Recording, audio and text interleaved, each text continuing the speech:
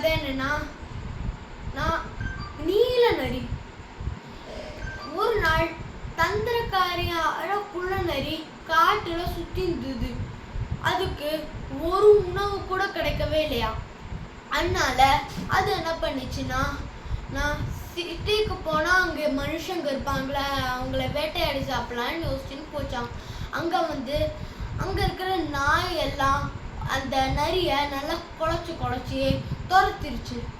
அந்த நரி என்ன பண்ணிச்சுன்னா, நான் என்ன செய்யறதுன்னே தெரியல, எங்கேயாச்சும் மறைஞ்சுக்கணும்னு பேசிட்டே ஓடி போய் ஒரு ஷெட்டில் இருக்கிற ப்ளூ கலர்ல இருக்கிற கலர் தண்ணியில போய் குதிச்சிருச்சு.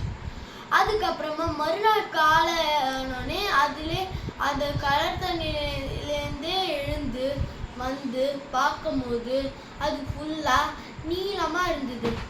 அதை பார்த்து அந்த நரி யோசிச்சுது, இதை வச்சு நம்ம ராஜாவா இல்லைன்னு. அது அப்படி யோசிச்சதுனால அந்த நரி என்ன செஞ்சதுன்னா அப்படியே காட்டுக்கு போயிடுது. அதுக்கப்புறமா எல்லா விலங்கும் அதை பார்த்து பயந்துடுது, எது என்ன புது விலங்கா இருக்குன்னு. அதனால அது சொல்லிச்சு எல்லாருக்கும், நான் சிங்கத்தோட ரொம்ப ரொம்ப சக்திசாலியானவன், நான் தான் இந்த காட்டுக்கு ராஜா அப்படின்னு சொன்னதுக்கு எல்லாரும் சரி நீயே இருக்குண்டு. அதுக்கப்புறமா எல்லாரும் அதுக்கு கோழி தராங்களா, பழம் தரானா, அப்புறமா ஆமை ஒரு கிரீன் ஒருத்தர் வந்து கொடுத்துதான், எல்லாம் இப்படி செஞ்சுட்டு அதுக்கப்புறமா அது ஒரு ஆர்டர் போட்டுச்சு, இந்த இருக்கிற இடத்துல இருக்கிற ஒரு குள்ள நரியும் இருக்கக்கூடாது, எல்லா குள்ள நரியும் வெளில போங்கண்டு. அதுக்கப்புறமா எல்லா விலங்கும் இருக்கிற குள்ள நரி எல்லாத்தையும் வெளில போக சொல்லிடுச்சு. நான் அப்படியே பெயின் இருக்க அந்த குள்ள நரி வந்து ரொம்ப சந்தோஷமா வாழ்ந்துருந்தது.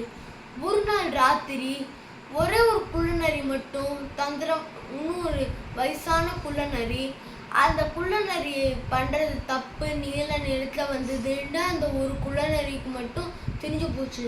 அதனால அது அப்படின்னு ஊழிடுச்சு. அதை பார்த்து இந்த நரியும் அப்படின்னு ஊழிட்டுது. அதனால அந்த விலங்கு எல்லாருக்குமே சந்தேகம் வந்துருச்சு, இது குள்ள நரின்னு. அதனால எல்லா மிருகமும் மொத்தி அடிச்சு கடைசியில அந்த யானை அதை மிதிச்சு அதை அப்படியே தூக்கி போட்டுருச்சான். நரி உடம்பு அப்போ என்ன ஆச்சுன்னா, நான் அந்த நரி உடம்புனா பயங்கரமா அடிபட்டு அப்படியே இறந்துருச்சான் அந்த நரி. இதோட மாரல் என்னன்னா, பேராசை பெருநஷ்டம்.